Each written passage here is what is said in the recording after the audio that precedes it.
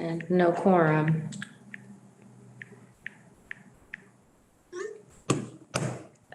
At any rate, okay, so let's call this to order at any rate. So I'm calling the Stockbridge Bowl Stewardship Commission meeting to order. I have the wrong date on here, but it's August 4th, 2023 at 8 a.m. I've got the wrong agenda printed, but we do not have a quorum, so we will set aside any business that we were going to do. We can go over the water chestnut remediation update, which we just received hot off the press from Aquatic Roots. So we received the water chestnut report from them. And I will be sending this to all the members, and I will make sure that we get this. I'll post it this morning on the town website as well. I'll attempt anyway to upload it to our new website. But anyway, I will read this. It has an overview. At the request of the town of Stockbridge and the Stockbridge Bowl Association, Aquatic Roots LLC continued a program begun in 2022 of diver-supported hand harvesting of invasive non-native water chestnut in the Stockbridge Bowl Channel and around the Quinnipiac Island. The goals are to survey and remove water chestnuts and nuts or seeds from the channel, and to survey and remove water chestnuts and nuts and seeds from behind the island. So then they go on to give the specifications. Aquatic Roots LLC was contracted to survey and remove invasive. Okay, so Pat Canelli is unable to get in, unfortunately. Okay, so we contracted, and the SBA is sharing the cost with the town on this project. So I want to point that out. But we contracted to survey and remove invasive non-native water chestnut in the Stockbridge Bowl Channel and around the island.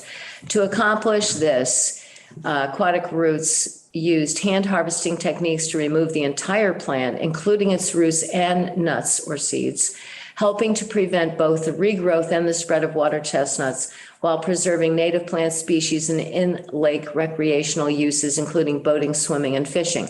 This technique also includes the use of surface support personnel to remove plant fragments and floating nuts or seeds from the lake's surface.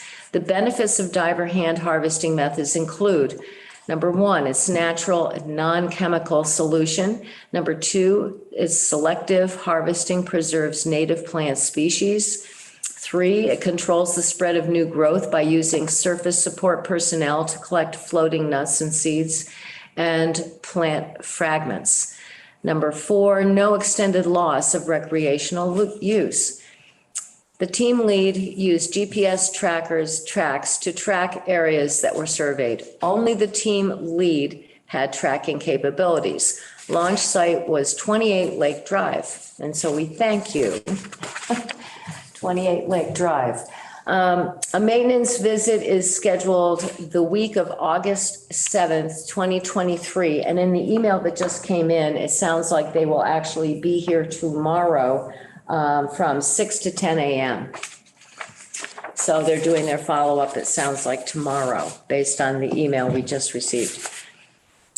So data collected, the location of the channel in 2023, this year they removed 107 plants versus last year, 2022, they removed 1,295 plants. So this is a big plus. And then behind the island, it's very similar both years. 2023, this year there were 56, last year there were 55. So I think we have to focus maybe this coming next year on the island area and maybe expand that a little bit. But at any rate, I will be sending this to everyone. Waypoints were marked during the survey with patches of plants. Scattered plants were not marked. So when there were patches or, areas that were more dense, they were marking it. But if there was one sporadic plant, that apparently they were not. 2 points were marked in the channel, one with 54 plants and another with 27 plants. 1 point was marked in the Quinnipiac Island area. So there was only one little cluster there. No plants seen south of the launch site. So there you go, Michael, that was your question. So it looks like their launch site is probably around where it's marked on this map that we're looking at here. But apparently they didn't see anything south of there. Good. And then it goes on to make an environmental impact statement. Water chestnuts from dense mass of rooted vegetation can be very difficult to get through in a boat, kayak, canoe, or when swimming. Water chestnut fruits are often found along the shoreline and bottom of waterways. They have very sharp spines with barbs that can cause painful wounds when stepped on. The dense mass of vegetation shade out native aquatic plants that provide food and shelter to native fish, waterfowl, and insects. Decomposition of these dense mass reduces dissolved oxygen levels and may kill fish.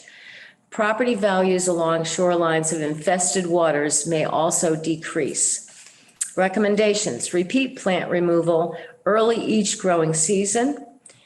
Monitor site for a minimum of 12 years to ensure seed bank has been depleted and no new introductions have occurred from other sources. And that's it. Basically, at the end, there's just terminology, just their little dictionary of terms, which I don't think there's any confusion about the terms that they're using.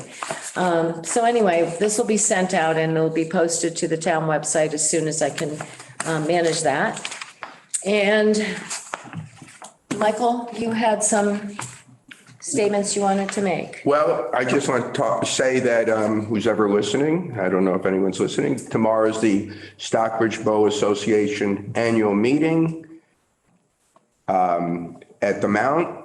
It starts at 11 o'clock in the morning. And our president, Pat Kennelly, will discuss current strategies for improving the condition of the lake and its surrounding lands, Bullard Woods, and the island. And as a special feature, we're having the Lenox Library historian, Amy Lefave, and our own Kevin Moose Ferran. They will share the history of Shadowbrook, which is Kripalu. The other thing I just want to mention is the Harvester. We have basically 2.5 people on the Harvester team, and we've been trying to go out, weather permitting. Every week has been an issue with the rain or with the threat of thunderstorms, but it seems to be a good year. We've been hearing from people that they've been very happy this year, or happier this year. And that's a story. Let's hope we can keep getting on the Harvester for August, that the rain sort of becomes more friendly to our schedule. Thank you. Okay, thank you, Michael. So seeing that we have nobody coming in, and I don't know what the issue was with Pat. I don't know if she tried calling in on the phone, but she could have tried that too. But we'll see. It's basically a template, so I don't know why she didn't get in. But since we don't have a quorum, we can't conduct any other business other than just making this report. I am going to adjourn the meeting at this point. And again, I will be posting this and sending this to all the members, this report, right after the meeting. You may want to remind them that the next meeting is in. Oh, yeah. 2 weeks. And so just to make sure, the next meeting is already scheduled for 2 weeks from today. So that would be the 18th of August. Thank you. Thank you. All right.